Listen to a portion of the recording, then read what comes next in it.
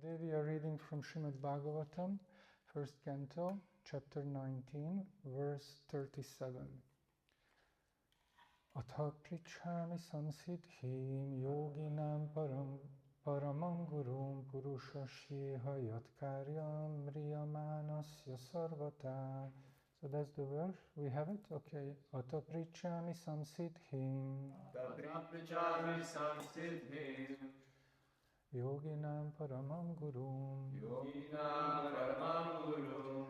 Purushasyeha yatkaryam.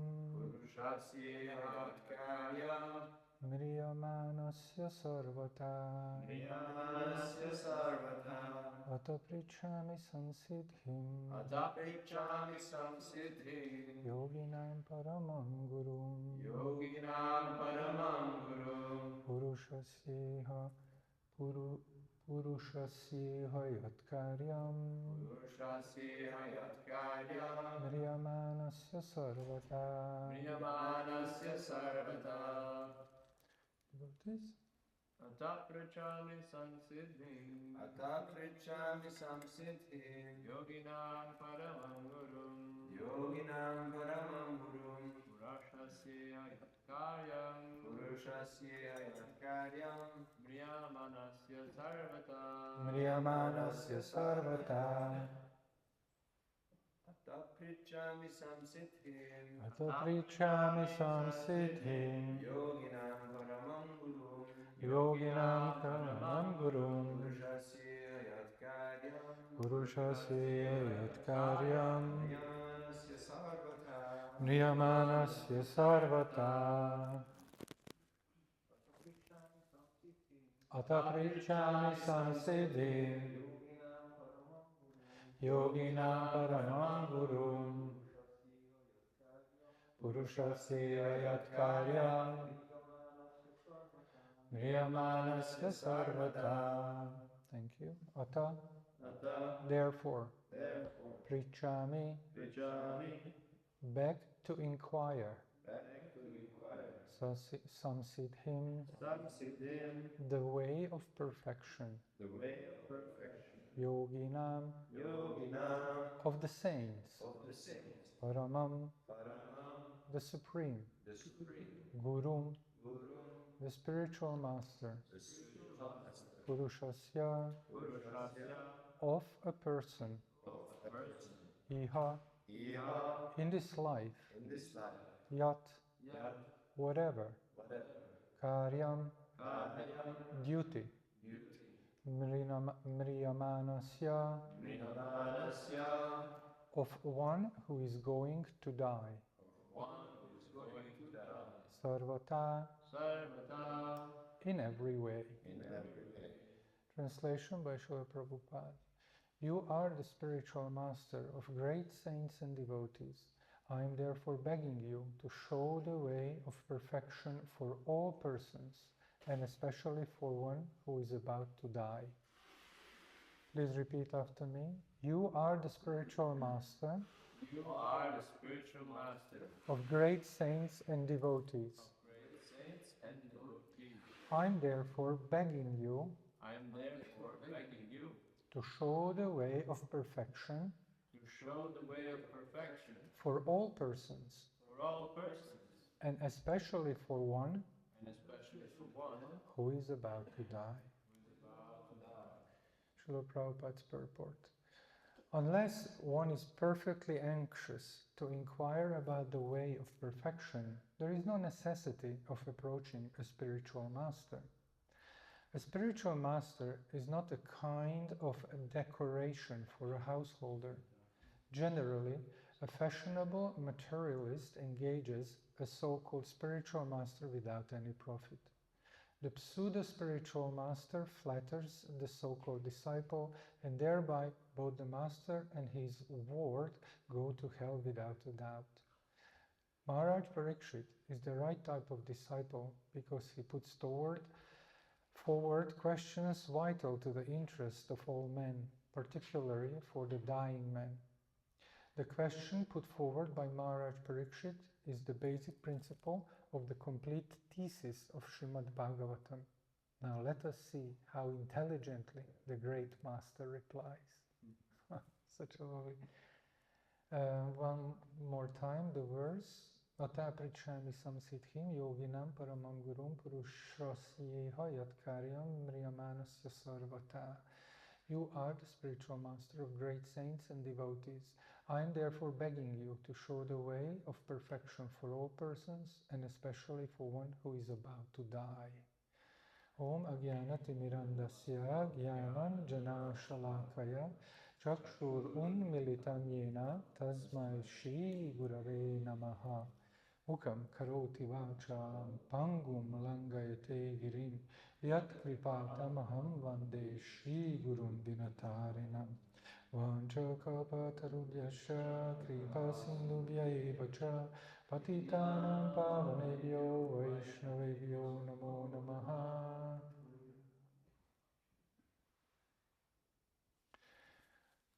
Quite clearly, this verse today talks about the position of a spiritual master.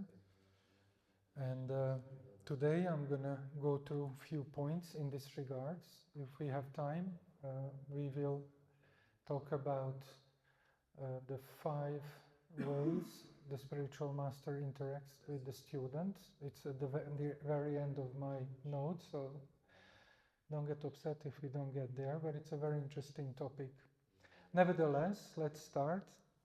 In this material world, the nature of the conditioned soul is they depend, they are overly dependent on their own opinion. That's just kind of how it works. You probably also experienced this in your own lives, when someone told you something and then you said, I agree to disagree. It's a very common phrase in this liberal, democratic world, which allows you to maintain your own opinion without offending the other party. So that's kind of the bottom line in this existence. But sometimes they say, in my humble opinion, Prabhu. In your humble opinion. So it really doesn't matter what your opinion is. That's kind of what we need to arrive to, this understanding. What actually matters is that your opinion matches or is aligned with the opinion of the Guru Parampara. So unless you are there, your opinion won't really matter. It won't make a wave, as it is said. Still, we can see that many people, many groups of people in our society do rely on some sort of accepting knowledge from authority. Even if they are not transcendentalists, there is a culture of accepting authority. One springs to mind, one of these groups of, it doesn't really spring to mind, I've wrote it down there. One group of people we could say are the academics. They very much always have to quote someone else when they are writing papers. They have to back their claims with citations. Scientists, for instance, they have what we would call a peer review. And if peers, other scientists reading your paper are finding that what you are saying is not backed with another scientist, with the authority, then they reject it. So there is a culture of following the authority, accepting this principle. So it's a very narrow band of people. Maybe you are coming from that background, I don't know. Does anyone, maybe, there is no online. Does anyone coming from that background, scientific or academic background, here in the audience? No? So there is This verse, it's actually in Yoga Sutra 224. So what I'm going to do now is, as we establish the need of following the authority, but not any authority, and the knowledge we are actually acquiring is not any knowledge. Why? Because we see here, as the verse says, tasya hetur avidya tad abhavat samyoga bhavo hanam tad drishe kaivalyam. Avidya, which is ignorance, is the basic cause of conjunction of the soul and matter. Okay? By the removal of this avidya, of this ignorance, conjunction is removed. So clever, I love it. This is the absolute freedom of the soul. So we see, as the Vedas explain, that even if we have this tendency to follow authority or accept some kind of leadership by others, it doesn't really matter unless what we are learning from them or what we are representing is above this avidya. So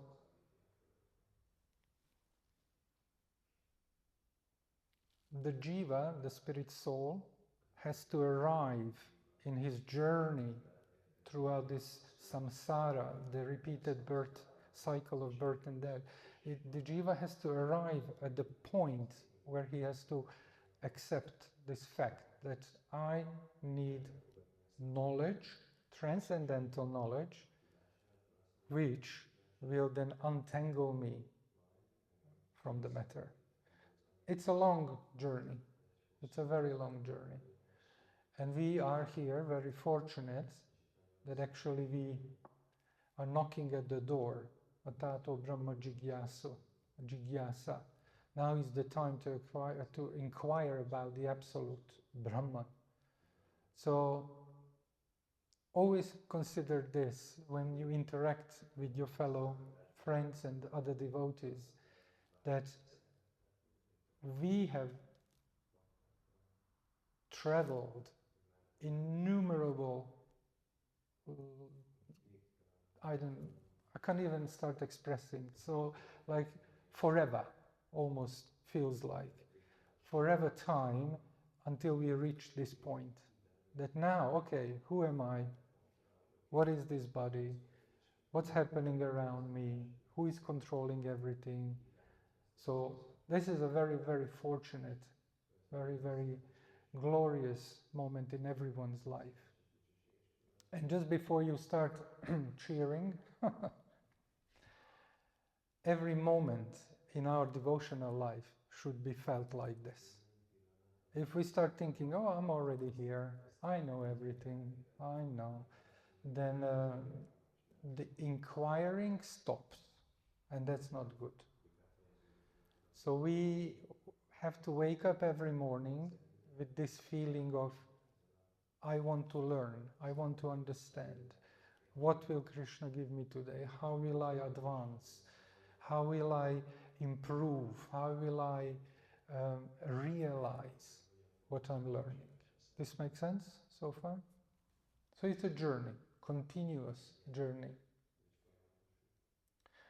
So we arrived here, and clearly, as Parikshit Maharaj also arrived at his place of pilgrimage, where he will leave his body, he accepted a spiritual master. We also accepted a spiritual master. And similarly, if we consider our previous life, we see that the concept of the guru is continuously present in everyone's life, in our life. So can you kindly, just recollecting your previous life, like your childhood, and before you joined the movement, can you recollect who would you, or who had you considered as a guru, as a leader in your life, as someone of an authority? Anyone? Mother, parents, we can say clearly. So that's immediately there. Mother, father, who else? Teachers, exactly. So once we grew a little bit, we go to school and we look up to these teachers. They're teaching us. We accept what they say. Anyone else? I wrote it down. Well done. Coaches, trainers, sports trainers, coaches. They also guide you. They see your talent. They see your capabilities, but they also see your limitations. And they can adjust you on that path to improve. I also wrote down senior members of the family, like grandparents or siblings, older brothers, spiritual leaders like priests. Some of us grew up in a religious environment, and priests were considered authorities of our society, correct? So as we started with explaining, so this won't be a great surprise, the common thread between these gurus, so to speak, is what? What are they giving us? What are we gaining from them throughout our journey? Knowledge, exactly. Knowledge. Advice, we can say as well. Guidance, some sort of guidance, right? So, why not enough? Why is that not enough? Why do we need a spiritual master, a transcendental guru, as opposed to an already established figure in our life? Why can't we just come to Hare Krishna and say, but I have my father, he's my guru, or I have my older brother, he's okay. You know? So why do we need a spiritual master in this traditional sense? So the answer is, we all know, you all know the answer, because the guru, the transcendental spiritual master, is capable of conveying the knowledge which will allow us to untangle the matter from our being. So as the earlier verse explained, so only the spiritual master is capable of giving you the transcendental knowledge which makes you go back to Godhead. No other figure in your life is capable of doing that.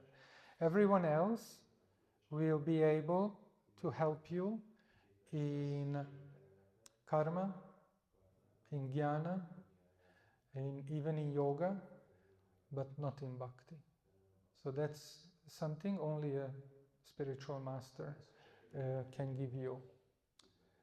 Now, Rupa Goswami explains this in Bhakti Rasamrita Sindhu. It's 1.274. Guru padashrayas tasmad Krishna dikshadi shikshana Vishrambena Guru Seva Sadhu Vartmanu Vartmanam. Does anyone know this verse? Very important verse. Accepting the shelter of the lotus feet of a bona fide spiritual master. Becoming initiated by the spiritual master and learning how to discharge devotional service from him. Obeying the orders of the spiritual masters with faith and devotion, and following in the footsteps of great acharyas, teachers, under the direction of spiritual master. So we have here 6 points. Guru padashrayas tasmad, accepting the shelter of the lotus feet of a bona fide spiritual master. This is apart from being a physical, mechanical process, we bow down with our body, we put our head at his lotus feet. It also is a symbolic meaning or gesture. It has to happen in the heart. So it doesn't, it's not sufficient to see a spiritual master and say, oh, be my guru, I'll surrender to you, give me initiation. Because there is this Krishna Dikshadi, becoming initiated, Shikshanam, learning from him how to discharge devotional service. So because the Guru will then give you instructions and you have to follow that. And if there is no sincerity in your heart, this won't prevail, it won't last. It will only be like, I have this new little toy on my keychain, and then at one point I will lose it. Okay, I'll have another toy on my keychain. And that's not our approach with regards of spiritual life. Vishrambhena Guru Seva, obeying the orders of the spiritual masters with faith and devotion. So he gives you an order. This is how you should perform your devotional service, and you have to obey it. And this is the key. With faith and devotion. Faith is the basic principle of our spiritual life. Without it, there is no progress. Faith follows us through our entire life. Entire existence is built and based on faith. So, at this stage now that we are here devotees and we chant the Mahamantra and we serve Srila Prabhupada, our aim is to elevate our already well-established faith to even higher level. That's the goal, to go even deeper. How this manifests, it's another story. We have this from Shraddha to Prema, again from Rupa Goswami, how we travel through the devotional life. We can talk about that, or someone else can explain that, but faith is paramount, very, very important. Devotion, what does it mean?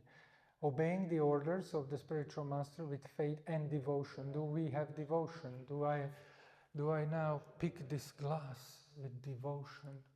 Look how devoted I am. Did you see the devotion in it?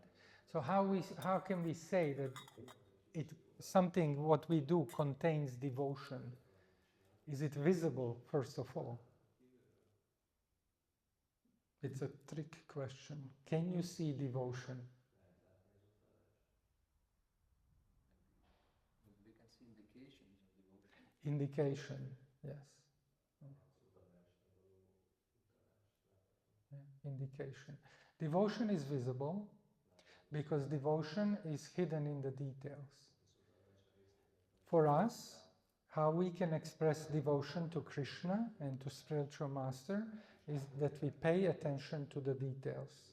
Whatever we have been told to do, we put much emphasis on executing those things with accuracy, with punctuality, with cleanliness, with care, with affection. Everything we deal with in our devotional existence has to be with this care and attention, and that is how we express our devotion. Devotion is not that I'm moving this microphone with devotion. Devotion is that I know if I move it too far, you won't hear me, so I will move it closer. That's part of the devotion, expressing the devotion. If I say, oh, I don't want to be too loud, I'm very humble, that's not devotion. That's just something you are already speculating on. It's coming from a, what is the word? Coming from a contamination. But everything, in cooking, in Sankirtan, in preaching, in selling books, in approaching people, how to donate their 1%, as Govinda Hari Prabhu is doing it now. Anything we do, if we focus on the details and we execute those details with attention and care, and even if we see that maybe it's a little bit over the board, sometimes we can see devotees really focused on those details. We need to see what is their motivation behind, and if it is that this is how they perform their devotional service, then it's devotion. This makes sense? Okay. And sadhu vartmana vartanam, following in the footsteps of great acharyas, teachers under the direction of the spiritual master. This is our tradition. We don't speculate, we accept what our previous acharyas explain.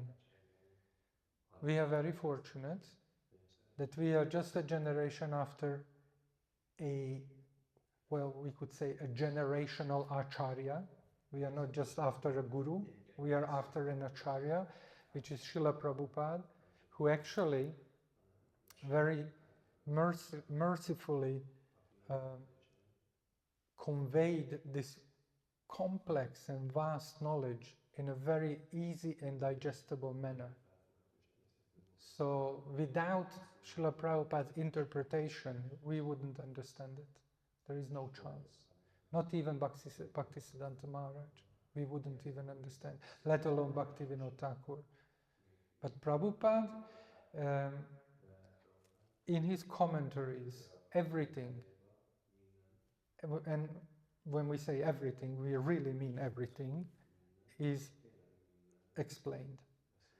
Sometimes when devotees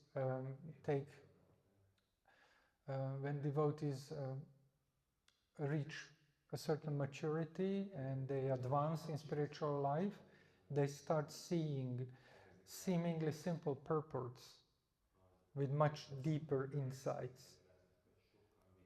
And then they realize, this is what it means that everything is in Prabhupada's books. Although the explanation is very simple and it can be presented to a novice, to a new Kanishta Adhikari, even on a higher level, you will see the connection, the intricacies, the depth of it. You will start reading in between the lines. That's very good. Sad Dharma Pricha, inquiring about devotional service from the spiritual master. This is our duty. It's not just we accept the instruction. Guru says do this and we do it. This means that we are entitled to ask. Okay, I want to do this, Guru Maharaj, but I don't know how to do it. So you can ask. You can ask. Guru is really not, although he can act as a psychiatrist, he is not really a psychiatrist, a psychologist, or a doctor, or any kind of medical advisor, or a diet coach, or anything, although we treat him like that so often. Ever since I travel with and serve Goswami Maharaj, Bhaktipad Goswami Maharaj, I can vouch for this. I can tell you there are questions coming to the Guru which are really, basically not part of the spiritual package. Let me put it that way. So, but in this verse by Rupa Goswami, Bhakti Rasamrita Sindhu 1, 274, it's nicely explained what are the duties of a disciple and how should we approach a spiritual master. Now that we have approached the spiritual master, let's see the causeless mercy of the spiritual master manifests in various ways. 1, 2, 3, 4, 5. I have wrote a Vyasa Puja offering to Bhaktipad Goswami Maharaj last year, and when we gathered, I read it out. And in one passage, I read that I'm like actually you, because the Guru treats the devotee in various ways. I didn't explain this in the Vyasa Puja offering, but I said just quickly, like, I'm like a little monkey, you treat me like a monkey. And everyone laughed. Because from one end, yes, it's funny that you consider yourself a little monkey and then the Guru treats you like that, but so there are 5 different ways. One is called Marjara Nyaya. That means that the spiritual master treats the disciple as a cat. cat, little kitten rather. So what it means is that the guru picks up the kitten and takes him here, like the mother cat takes up the kitten, puts her here, then they're moving to that place, picks her up and moves her there. So in this approach, the spiritual master is carrying the devotee, the disciple, and caring for him physically. That's called marjaya, marjara, nyaya, cat principle. The disciple completely depends on the mercy of the guru. Without the guru, the disciple is lost. Therefore, the guru carries. And we can see this. There are some devotees who are very much independent. There are some devotees who do require this very intimate, personal interaction from a spiritual master. Next one is called the Markata Nyaya, which is the monkey principle.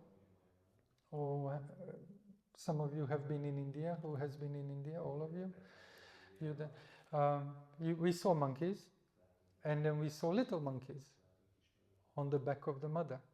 Sometimes they are not on the back, sometimes they go onto the stomach, but what the little monkey does, he always holds onto the mother. And the mother just goes and jumps and does this and does that, and the little monkey has to hold on to the mother. This makes sense? So this really means is that the guru is independent, he is just doing his duties, but the disciple has this, I have to go, I'm going, I'm holding to his dhoti, I'm following him. He puts that effort to really cling to the guru, either physically or spiritually. So this also indicates not just physical, like I'm always, oh, guru is traveling, I'm always traveling with him. The guru is now somewhere stopped for 2 weeks, I will be there. It also means that the instruction of the guru, I always cling to that, I hold on to it. This instruction like this, it has to be like this. Can't be like this. So the principle here is that the emphasis is that the disciple is making the effort, as opposed in the previous version, the Markata, the Marjara, where the guru is making the effort. Come, be with me, come on, listen, read this, do this, come. Here, the disciple does that. That makes sense? And then there is this called Brahmara Nyaya. Brahmara is a bee, or wasp in some translations. So this means, actually, the caterpillar, when it cocoons himself into a cocoon, then the wasp is literally just sitting next to it and waiting to eat that caterpillar, that larva. And the principle here is that there is no connection, there is no physical connection, there is fear. Because the larvae, that caterpillar, knows that if I don't do it right, he will punish me. This fear that the wasp will eat me makes the caterpillar grow and become stronger and stronger. That's how the nature made it. And eventually it grows so big that the wasp can't attack it, so it then escapes. So in our principle, it really means that the disciple, if I don't follow the instruction, I will be punished. If I don't do this, guru will be sad. So that's this Brahmaranyaya. It's another way for a disciple to advance, and another way for a spiritual master to inspire his disciple to advance. So he's just sitting there, watching you, waiting for you to, do something. And just by looking at you, you will have this feeling, oh my God, he can see through me. He can see all my, contaminations. So I better start doing something. Okay? We have one called Matsya Nyaya. Matsya is fish.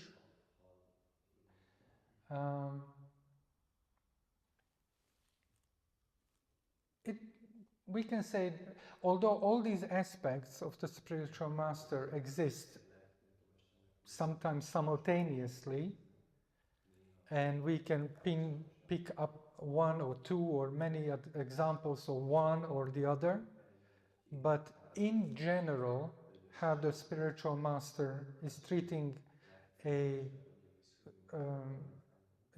disciples is what we call Matsya Nyaya. That means as the fish, when he delivers the babies, the little fish, then he is literally just overlooking them. He's swimming over them and just looking after them, protecting them from larger fish, not to eat them. So if you follow biology or films of biology, they make a little hole in the sand, and that's where the little fish are, and the mother fish is just swimming around and looking after, protecting.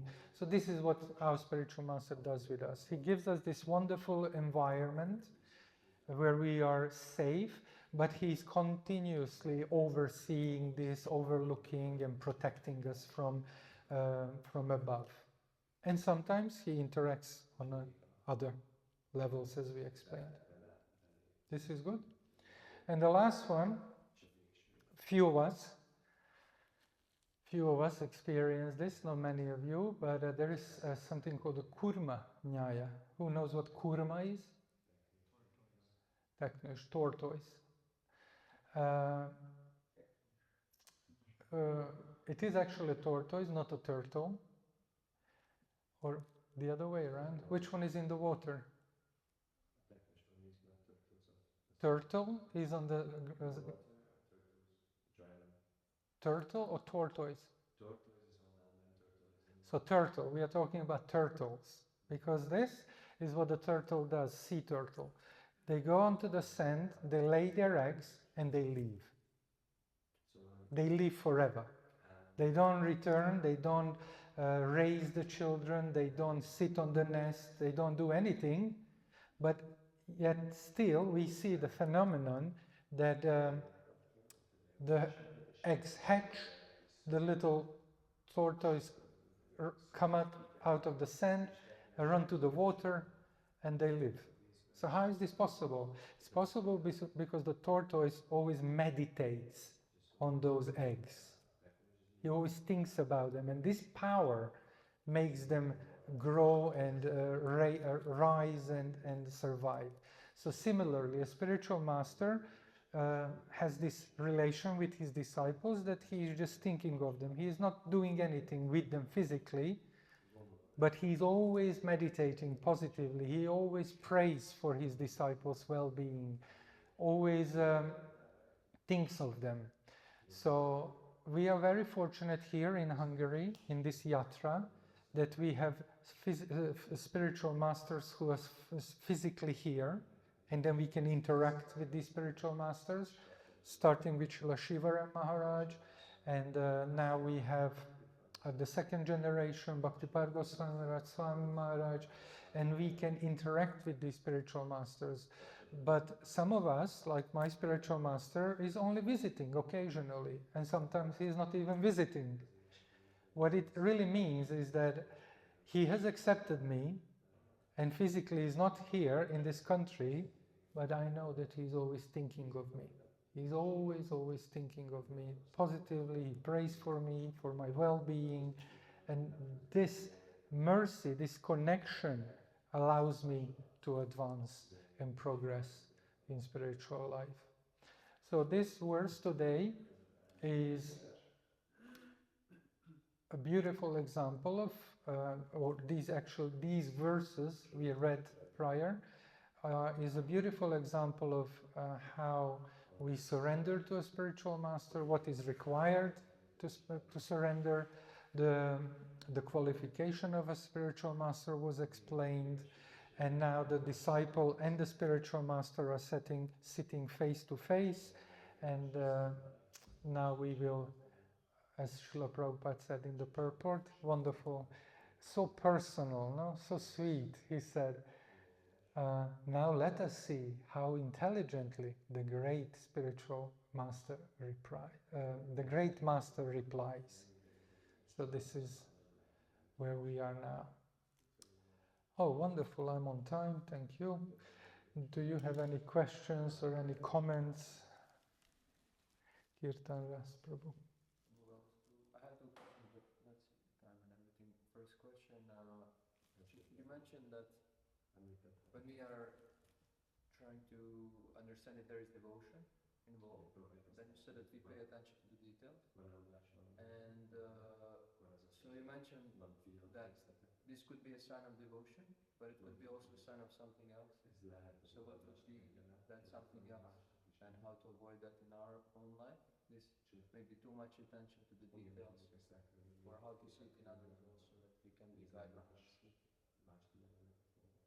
What would be another reason for? Before we go there, I just want to expand on this thought that we express devotion through our focus on details and paying attention to details and improving our approach to this. So as we understand, everything in this material existence is created by one person. This person established the principles behind everything, and the physical know-how or the physical manifestation or physical representation of those details we could call is dharma. So there is water, and the water has qualities. It has its purpose, it has his ways of dealing with other elements. So to understand this means to understand the dharma of the water. Let's go with a simpler example, knife.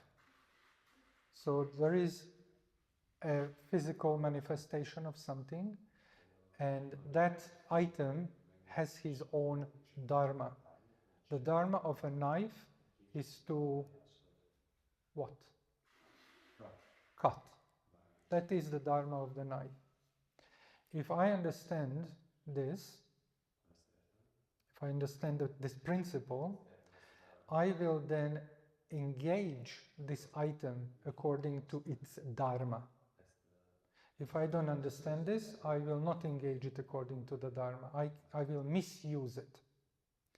I can take the knife and I can hold it the wrong way. I can hold it to onto the sharp edge. So that's not dealing with the item according to its dharma. Or even if I say I will hold a knife at the handle, but I will cut with the dull end of it, that's again not understanding the dharma of that item and not using it accordingly. So similarly, everything in this existence, everything we do, everything we approach, everything surrounding us, our what we would call the kshetra, the field of engagement, is built on this principle. Everything has its own dharma. So because I know that everything is made by God and everything has a way to deal with, my attention to how to do it in the best possible way, how to engage everything according to its own dharma, will prove Krishna that you understand that he is behind it.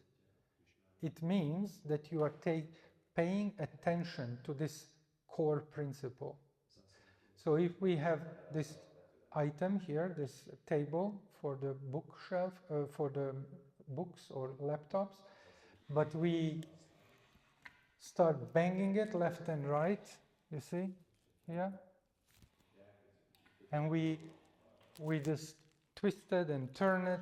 What it really means is we are not using it according to how it is meant to be used. And it goes to every minute detail. How you wash your teeth. There is a science behind it. There is the dharma of how to do it. how you pick up a glass, how you put down this top, how you sit on everything. By knowing that everything has the way to do it, it's Dharma, and paying attention to this, with this knowledge, means that means you acknowledging Krishna, who is the ultimate creator. That is the devotion on our level. As we learn how to do that, this is all Krishna's, and I deal with it nicely. And as we progress in our devotional life, then if we are fortunate, then emotions will arise while we are dealing with things. We will start experiencing taste. And that's something for or later. We won't talk about it now, but that's when we would say, he has a love. He has love for God. But without this core principle, this basic understanding, then we can deal with everything nicely, we can deal with everything accordingly, but if we don't understand what is the basic principle behind it, that everything originates from God, and everyone's Dharma and everything's Dharma has been established by God, then it will only be a selfish, motivated approach to things. I do it this way because of me, not because of God. And that's what I meant. This makes sense? It was a bit convoluted, wasn't it? This is some question because, like, externally what you're describing, I could, or somebody could describe as being tidy and kind of making everything in order, or even doing things properly, because then we can expect that there will be more enjoyment out of that, understanding how things function, that everything is nice. So I'm just trying to understand, so to come to an understanding, and I'm asking if it's correct. So what I'm trying to understand, so some devotees, some of us, we are not so tidy, and we are not so, is it our motivation that, okay, I want to have devotion for Krishna, so let me do these things nicely. So this is the mood of the devotee, because some of us, we don't have this karma to be maybe so tidy or so conscious. So how does it become devotion, basically, and not like a material quality?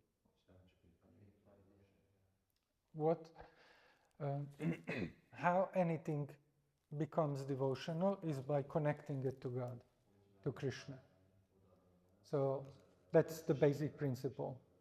Unless you understand this in your head and connect your dealings. This is actually Bhagavad Gita 101. So whatever you do, whatever you perform, whoever you are at this stage, in order to be transcendental or spiritual, even better, connected to Krishna. So if you have no tendencies for cleanliness, start with being clean, but most importantly, understand the meaning behind it. And the meaning is that it's helping you come closer to God, because it's part of the higher gunas, of the higher qualities of this life.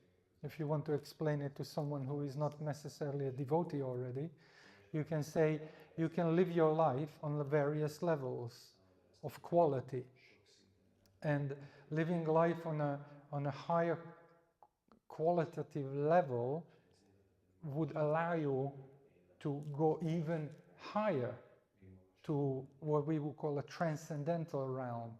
First to metaphysical, then transcendental, and from there to spiritual. From a lower qualities, dirtiness, laziness, it's much higher to go there. But the purpose would be to literally just go and understand the connection of this world, who created it, which is God, and how to deal with this world, because God has created it in a certain way. So be clean because God wants you to be clean. That's kind of the bottom line. And if you don't have this kind of understanding, then be clean because you are in an environment which is supposed to be clean, because we are in an ashram, which is like a dormitory. Many people live in one place, so it always has to be clean, so that diseases don't spread and etc. So you can approach it from a mundane level, but ultimately, what will help you maintain this is once you understand and connect it to God, to Krishna. Maybe Govinda Hari Prabhu can also elaborate on this little.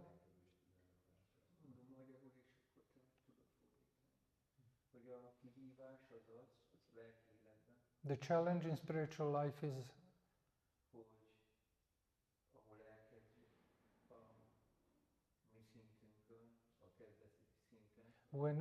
where we actually start on the very beginning.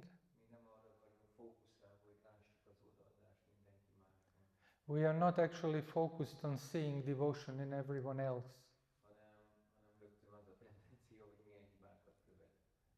But actually the tendency is that we immediately start seeing what mistakes others make. I saw that he was trying to iron his cloth, but I can see there is a big wrinkle here, so he didn't iron it perfectly. And I'm immediately picking up that wrinkle. So this is our bottom line, this is where we start.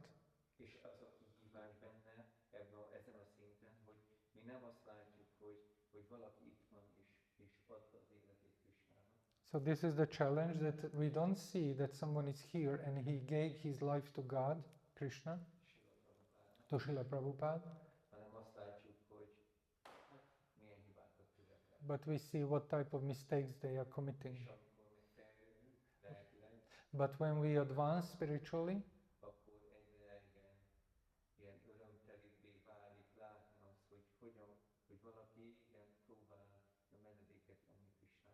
as we progress spiritually, we gain more pleasure in seeing how someone is developing and actually giving his life to Krishna.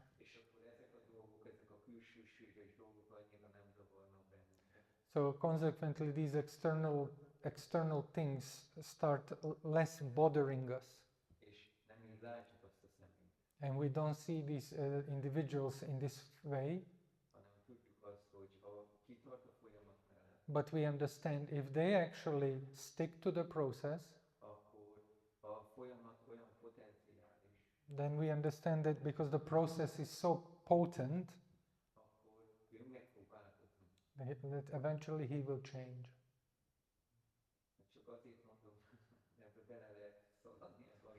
I'm just saying this because we can unfortunately get stuck into this mistake, which will then prevent us in our spiritual progress. So we trust Krishna and we trust the process. And then there are devotees who are here many years. Very good.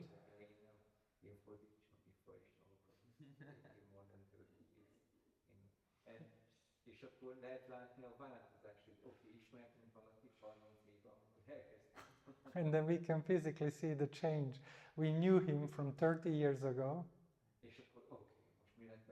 And then, what happened to him? This is what means the Guru's empowerment, which is the empowerment which Krishna gives through the spiritual master. And this is how we maintain a healthy spiritual life.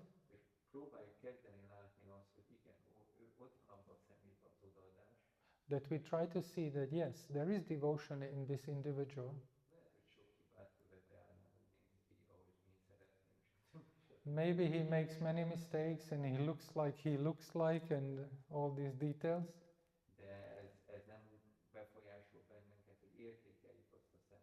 but it doesn't actually disqualifies from really appreciating that person. És így tekintett rám Srila Prabhupád. And this is how Srila Prabhupada looked at us. Szóval ő annyi mindent el kellett tolerálni, He had to tolerate so many things. nem is tudunk belegondolni, mennyit. We can't even start fathoming how many things. De ő így látta a baktákat, This is how he saw devotees. és azért, amikor írta azt a verset, amikor megérkezett Amerikába, And that's why when he wrote this verse, when he arrived to America, nekem nincsen képesítésem, when he said, I have no qualifications, de szilárd hitem van személyben. Szilárd hitem but I have firm faith in the holy name.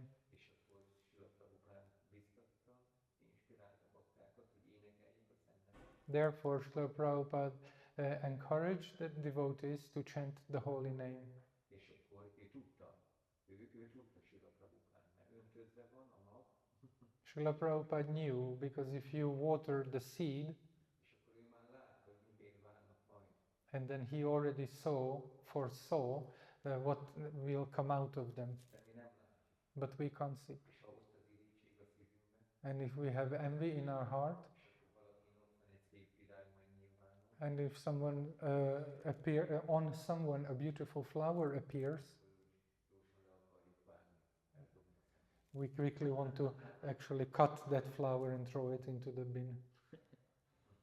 És ezt mélyen ezen kell gondolkozni, So we have to think very deeply on this és akkor gyakorolni. and practice. Tudjuk gyakorolni. We can actually practice it every day. Krishna ad lehetőséget. Krishna gives up opportunity for Akkor this. elrendezi, hogy itt egy személy, és akkor valami hibát csinál, és akkor na, hogy mondok. So there will be an arrangement, you will deal with the devotee, he will make a mistake. So how will you think about it? Köszönöm. Thank you very much, Govindari Prabhu. Jó, akkor most fejezzük be. Köszönöm szépen a figyelmet. Thank you for your attention. Srimad Bhagavatam ki jai. Srila Prabhupada ki jai. Jai Nitai Go Premanand. Gaur Bhakta Vrinda ki jai.